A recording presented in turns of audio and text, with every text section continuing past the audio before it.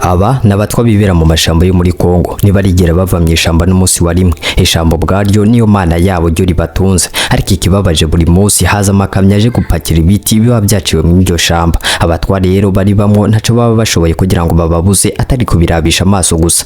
Bivugwa ko muri Afrika hashobora kuba hari abatwa bagera ku miliyoni, ariko muri Congo niho hari abatwa benshi cyane kubera ko hatunze abatwa bagera ku 60% by'abari muri Afrika yose. No kuvuga ko hari abagera ku 550 gusa. Rero abagera ku 5000 nibo bonyene bakiba mu mashamba hagati. Abenshi ubu baba mu nkengero z'imiji, abandi bakaba mu miji itandukanye. Ibihugu byinshi rero bitegeka ko abatwa bava mu mashamba bakaja kuba mu bigwati. Ugutemwa kw'amashamba nako kubandanya kwiyongera cyane. Mu mpera z'ikinjana ca 200 Afrika niyo yatemye amashamba menshi cyane cimeza ku buryo buri mwaka metro kibe miliyoni 10 z'ibiti zatemwa. Abatwa rero barabisha amaso yabo ko babatemeraho baba agahinda n'ishavu bikabica. Mu by'ukuri atako bari bugire, kandi abatema ibiti bakabitema ataco bibanga, kugeza naho icya kabiri c'amashamba ya Afrika amaze gukurwaho burundu. Abatwa rero benshi ntibaba batahura ukuntu abazungu nabo baza bakabatemera ishamba kandi bo barifata nk'Imana. Henshi muri Afrika amategeko ajanye no gukingira amashamba ntabayubahirizwa habe na gato. Ibaze ko kugira ngo bateme igiti kimwe conyene bibasaba kuvunagura amajana n'amajana y'ibiti, kubera ibimashini bica mu iryo shamba bigiye gutora igiti kimwe conyene, ku buryo aho biciye atacizere cuko bizongera kuhamera. Yamara ibi vyerekana ko amahaha y'isi ariko arononekara cyane kubera uburangare bw'amareta y'ibihugu byo muri Afrika. Yamara ntibamenye ko aya mashamba ari nka paradizo ku batwa bo bashobora kuronkamo ivyo bakeneye byose. Abo batwa rero bazi guhinga ibiziriko bakoresha mu guhiga, insenga barobesha, imyampi n'amacumu bahigisha, ndetse bazi no kwijishira ibiseke ndetse n'ibindi byinshi bitandukanye. Abatwa bamara gutandukanye bivanye naho baherereye. Buri giti, amababi, imizi byose biba bibafitiye akamaro. Muri iri shamba nta na kimwe kitabafitiye akamaro. Ivyo badafise navyo bakaja kubirondera hanze y'ishamba, nk'imipanga, amasafuriya, impuzu n'ibindi bidashobora kuboneka mu iryo shamba, nabo bakabaha ibikoko bishe. Abatwa rero n'abantu bakunda kuririmba mu buzima bwabo. Buri gikorwa cyose bakoze kijana n'indirimbo mu majwi yabo bisangije. Ibi ni ibintu bikomeye cyane vyerekana ko babaye mu buzima bishimiye cyane. Indirimbo zabo ntizigira amajambo yateguwe, bazirema ko kanya nyene biciye mu kunyuranya amajwi byihuse cyane. Ibi bikabyara umudiho uryoshe cyane, bavyita polyphony.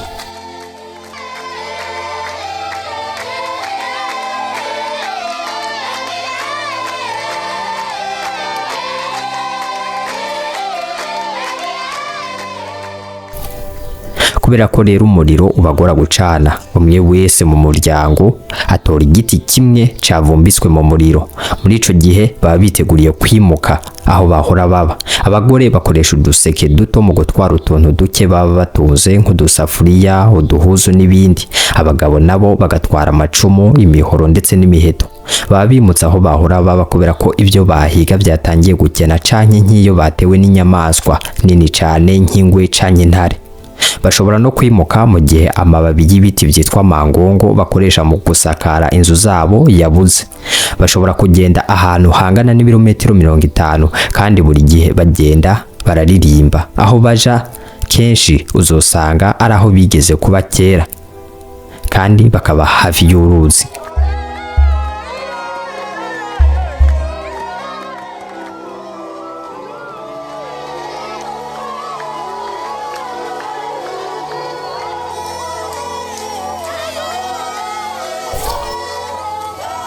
Abagore nibo baba bajejwe kubaka inzu babamwo. Babanza gutunganya neza aho bagire bubake, batema ivyatsi bakakubura neza cyane.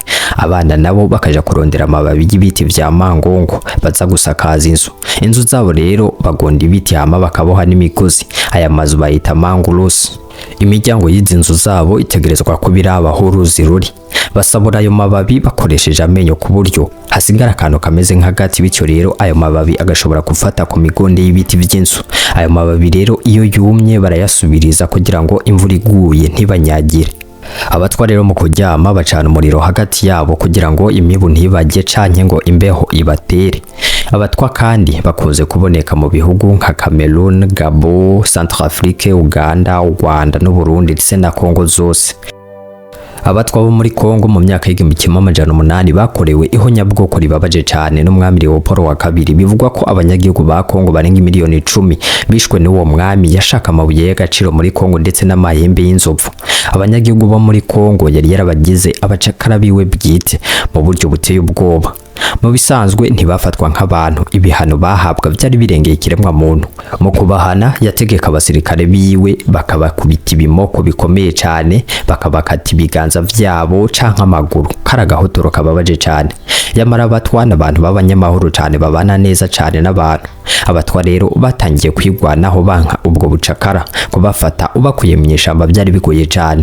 Bariruka cyane gose, bari bamenyereye ishamba ry'inzitane kurusha abazungu baba baje kubahiga. Ni nayo mpamvu abatwa bajanwa nk'abacakara bari bake cyane ugereranije n'abandi birabure. Muri ico gihe umunyamerika Samuel Philip Wena yaguze abatwa 9 ku bazungu bacuruza abacakara nuko abajana aho bahayanisha ibintu bitandukanye. Ari navyo byabaye intangiriro y'amateka ya Otabenga, umutwa bajanye mu nzu y'ibikoko mize biva kugira ngo abantu baza kuriha amafaranga baza kumuraba. Bamushize mu nzu y'ibikoko, bamushira hamwe n'inguge.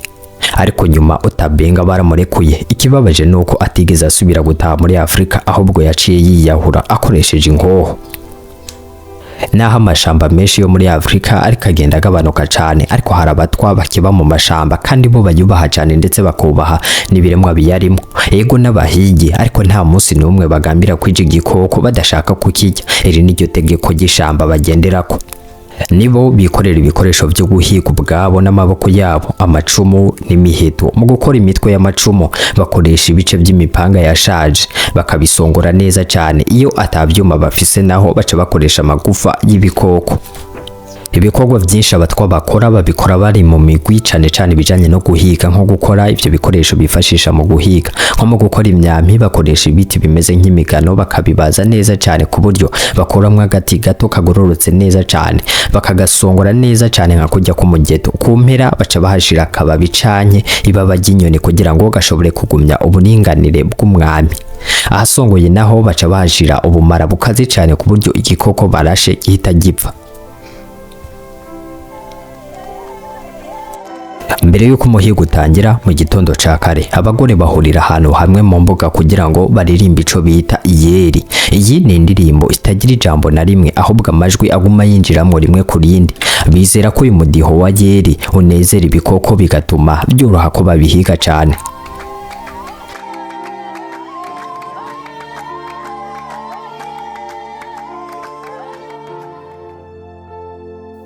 Ivyo bimaze kuba, umugore w'inararibonye araza agakoresha amavuta bita ayimigisha, akayasiga ku maboko no mu gahanga ku bahigi bitegura kuja guhiga. Bizera ko ayo mavuta abarinda ibikoko bikaze cyane, akanabaha imigisha. Hanyuma rero uwo mukecuru hamwe n'umukuru mu bagiye guhiga bagatabura ibabi igice kimwe bakakijana, ikindi gice kigasigara nk'ikimenyetso cerekana ko iyo bagiye bazogaruka amahoro. N'abahinga bakomeye cyane mu gukurikirana amakanda yaho ibikoko biba byahonyoye canke nkaho ibikoko biba byaciye bihunje ivyatsi n'ibiti, no kuvuga aho biba byagiye bihonyora canke mu gihe biba biriko biriyagurira aho bica. Igitangaje rero bakibona ayo makanda baca bamenya ico gikoko icarico, ingene kingana naho kiba caruye. Akenshi ivyo bikoko biba bigiye ahantu bikunda gushokera binwa amazi byongera vyiyuhagira. Aha rero niho uzosanga ibikoko byose by'ubwoko bwose byahuriye, harimo n'ibije kota izuba. Ibikoko bikunzwe guhigwa mu iryo shamba harimo imparage, ingurube z'ishamba, inyoni zitandukanye, inkende, imbogo, yewe kugera no ku nzovu. Ariko rero abatwa muri iryo shamba barubaha cyane inguge, gorilla, kuko bazifata nk'ikimenyetso c'umuryango. Bizera ko inguge ari intumwa z'Imana. Muri rino shamba rero ry'inzitane, inzovu zaho co kimwe n'imbogo usanga ari zito cyane ugereranije n'iziba mu mashamba atari inzitane, savane. Mu bihe bimwe na bimwe abatwa bategura guhiga inzovu canke impongo uba ari umuhigo udasanzwe kuko baba bishize mu kaga kadasanzwe. Ico bakora bo baturuka ariko hava umuyaga kugira ngo akamoto kabo ntikabatange imbere, bityo rero umuhigo ntucuhunga batarawushikira.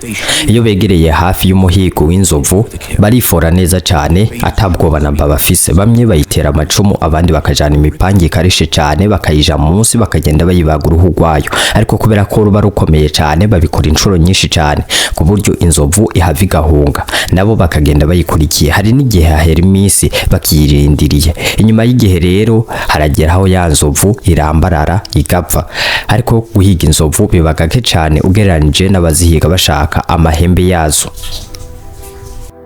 Biratangaje cane ingene aba batwa bashobora kwigana amajwi y'inyamaswa zose bashobora guhiga. Iyo biganye nk'impongo zica zegera aho bariko bavugira ayo majwi hama bagaca bazirasa.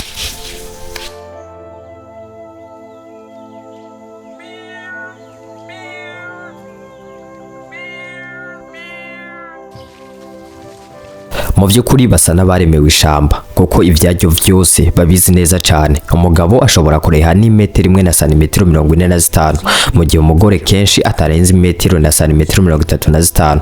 Bituma ubugufi bwabo bubafasha kwihuta cane mu ishamba.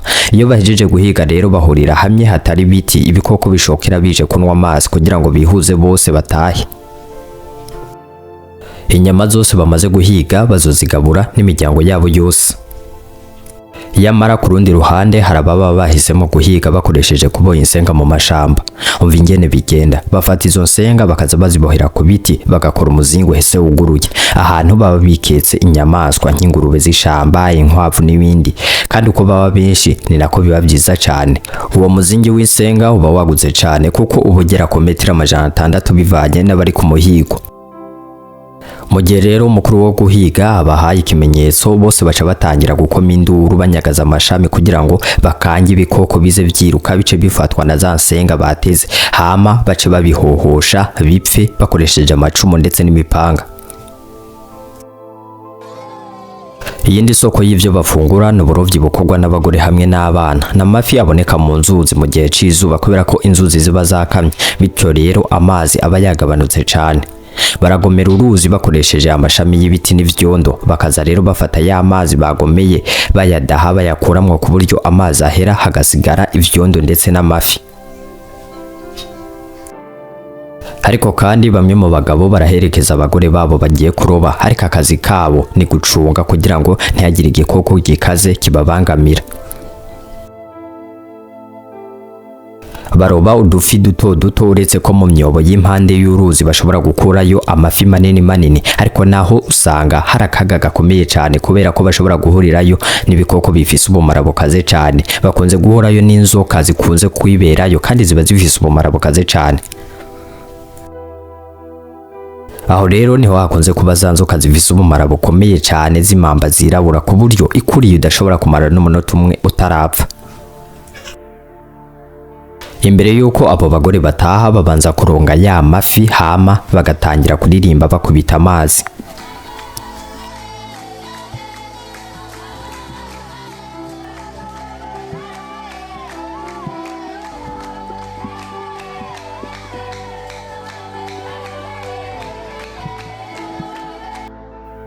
Nubwo bimwe mu bihugu vya Afrika bikunze gushaka kwirukana mu mashamba bano bantu bo mu bwoko bw'abatwa, muri aya mashamba bayabayemwo imyaka myinshi cane na mbere yuko ibihugu vya Afrika bigira imipaka.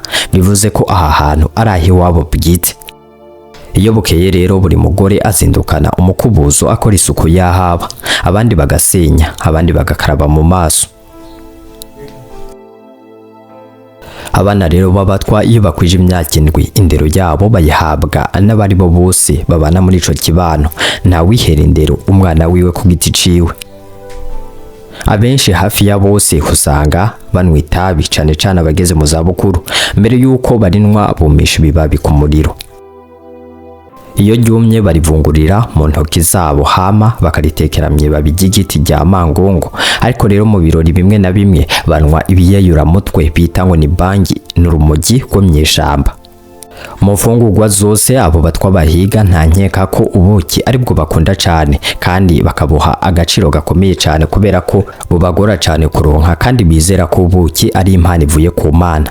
Akenshi rero ubuki babukura mu bushorishori bw'ibiti birebire cyane, rero iyo babwubuye bafata imizi y'ibiti itaroma neza bakayicanira n'umuriro ku buryo iguma ifumba umwotsi. Baca bafata iyo myotsi rero bakayizingirira mu bibabi bitoto baba bajishe n'akantu kameze nk'agaseke baza gutwaramo ubwo buki. Iyo myotsi rero niyo bakingira inzuki kugira ngo ntizibajye. Baca batangura rero kurira ibiti baja mu bushorishori kubukurayo. Igiti bacubuki gishobora kuba kiri hejuru cyane nk'imetero 30 uja hejuru. Iyo babuzanye rero abantu ba mbere batangura kubujya ko nabagwayi, abagore ndetse n'abana. Ariko rero ubuki bufise agaciro kenshi n'ubuki bakura mu kuzimu. Ubu buki rero usanga byirabura cyane kandi bugakogwa n'inzuki ntonto zitajyana, ariko ngo nibwo buba buryoshe cyane kandi baha agaciro gakomeye cyane. Iyo abatwa rero bapfuye bizera ko batembera mu bihe bagahura n'abakurambere babo. Iyo rero urupfu rwatewe n'isanganya nk'uko k'umuhigi, abandi bizera ko ingaruka mu muryango zigiye kuba nyinshi cyane ugereranije n'uwatwawe n'ugwiwe. Bizera ko uwo yahitanywe n'isanganya aba yarakoze ibikorwa bitemewe n'Imana yabo nko guhiga inyamaswa nyinshi cyane atari buzinge, kandi ku bw'ivyo rero Imana y'ishamba yaramutaye ntiyamukingira. Imbyino z'ikigandaro zitangira mu ijoro bitewe n'agaciro ko wapfuye, bishobora kumara iminsi mike. Abo mu muryango w'uwapfuye bisiga ibumba ryera mu maso. Ababanyi bose bategerezwa kuja muri ico kigandaro c'imbyino, ndetse n'abandi batwa baba kure bategerezwa kuza muri ico kigandaro mu gihe babimenye. Bategerezwa gusezera uwapfuye neza kugira ngo umwuka wiwe uruhuke mu mahoro. Batabikoze neza bizera ko uwo mwuka uzogenda ubakurikira ukabateza ibibazo abo mu muryango wiwe. Abo mu muryango wiwe kandi hamwe n'inama y'abakurambere nibo bafata ingingo y'uburyo ivyo birori bigiye gukogwamo. Nibo kandi berekana ingene imvyino n'indirimbo bigiye gukogwamo. Abagabo babyina ijoro ryose ataguhagarara. Hama rero baca bagenda bavuga intahezo wapfuye uko bari bamuzi, mu gihe abandi baba bariko barakoma induru bakoma amashi mu kwereka umwuka w'uwapfuye ingene bamukumbuye.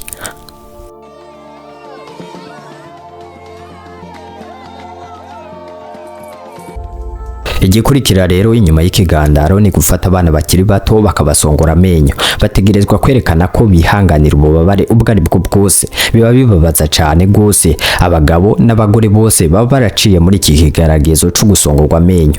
Bivugwa ko uretse kuba ari migenzo ngo binabafasha kurya inyama z'ishamba zigumye cyane. Bikaba binavuga ko ari kimenyetso cy'ubyiza kuri bo. Iyo rero bariko barasongora amenyo y'umwana, abantu bose baraza kuraba nimba uwo mwana yerekana ubwoba canke ububabare.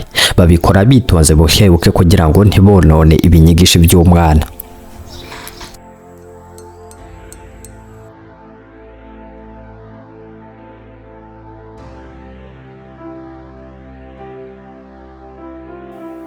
Inyuma y'ivyo rero abakurambere baca baja ku ruzi bafise amababi y'ibiti bakora imitongero. Aba rero baba bafise ububasha bwo guhamagara imyuka y'abakurambere bakabasaba amahoro ndetse bakanabasaba ico gukora.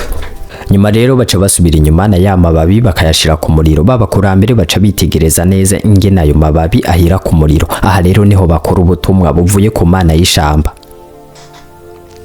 Ikintu cyose kibera muri iryo shamba umwe mu bakurambere arabisesengura neza cyane byose akabibabwira.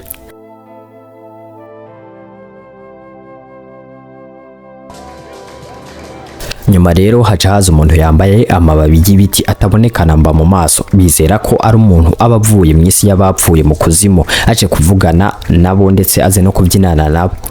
Kuri wewe ushobora kubona neza ko ari umuntu asanzwe ahubwo yiyambitse amababi y'ibiti, ariko kuri bo biba bitandukanye cyane. Bizera ko ari umuntu avuye kuzimu, yamara ukuri kuba kuzwi n'abakurambere.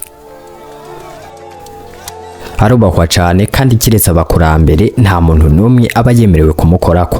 Abakurambere baho n'abahinga bakomeye cyane kubijanye n'imiti yo kuvura iba mwishamba. Bakoresha amababi y'ibiti, imizi, amashugwe n'ibishishwa by'ibiti ndetse n'udukoko. Hafi ingwara zose bagwara baba bifitiye imiti yazo.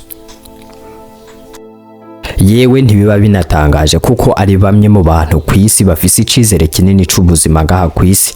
Igikurikira rero ni kuja mu migwigwa ihambaye cane gose. Umukurambere waho afata umuzi w'igiti bita iboga ukaze cane gose, akawuharagata akawushira mu mazi.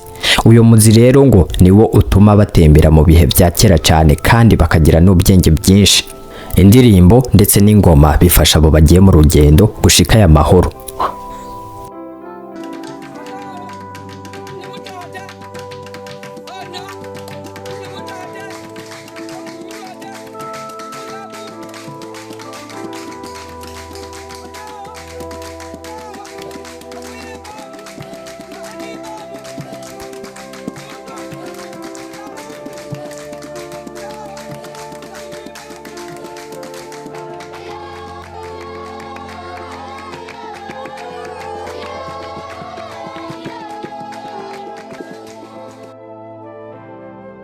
Gahoro gahoro bamwe banwa wa muti batangira kujugumira. Kera kabaye baca bagwa hasi kubera ko wa muti uba wabinjiye mu muriro. Abandi baca baza bagatangira kubagorora bakoresheje amababi y'ibiti kugira ngo ntibahave bakomantara.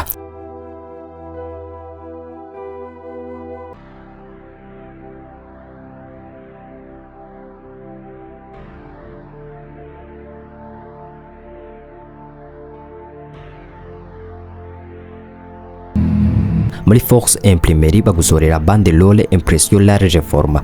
Aha rero wumve ko ziba zicapye neza cyane kubera ko imashini zabo zigezweho bituma ziboneka neza cyane kandi zikaramba bimwe bihebuje. Muri force imprimerie rero babasorera otokora zo kumadika ku biyo ku modoka ndetse n'ahandi. Bagusohorera amafishe wipfuza metero ku metero. Ntibiherera ngaho gusa kuko muri force imprimerie bakwandikira ku mpuzu zose wipfuza nko ku mipira isanzwe Lacoste ndetse no ku majeze kandi mu buryo bwiza cyane ku buryo bitava ko impuzu yawe idaheze. Bandika ku nkofero ibyo mwipfuza byose, bandika ku bikombe, ku ndobo n'ibindi byinshi cyane. Mashira hamwe bantu myigenga muri force imprimerie ico twashize imbere n'ubunyamwuga, ubyiza ndetse n'ubuhinga. Mutugane rero tubereke ingene ubunyamwuga, ubuhinga n'ubwizigirwa bihurira mu gikorwa cawe kimwe gusa wadutumye kandi bikaba mu mwanya twasezeranye habe no kongeza ku isegonda rimwe gusa. Force imprimerie dukorera mu gisagara cangozi neza na neza impande y'inyubako za Eden. Hari ico mubaza mushobora kutwakura kuri izi nimero 61 Force imprimerie, la qualité qui fait la différence.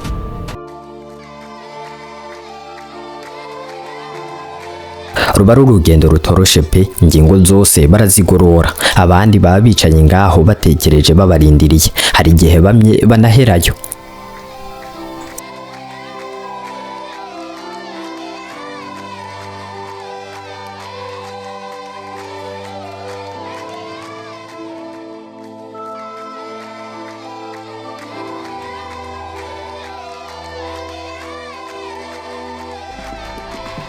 Nyuma y'umwanya utari muto rero barabyuka bakigorora, biboneka neza ko bacitse intege. Baca babacanira umuriro bakota kubera ko baba bakanye cyane.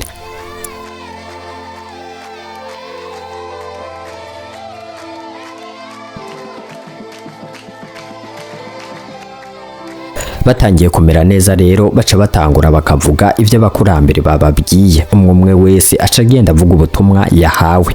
Mu gihe rero ubutumwa ari byiza abagore baca batangira bagatamba ari nako baririmba. Uku rero niko abatwa bo mu mashamba yo muri Congo n'ahandi mu bihugu byo muri Afrika bibereyeho kuva imyaka myinshi cyane iheze.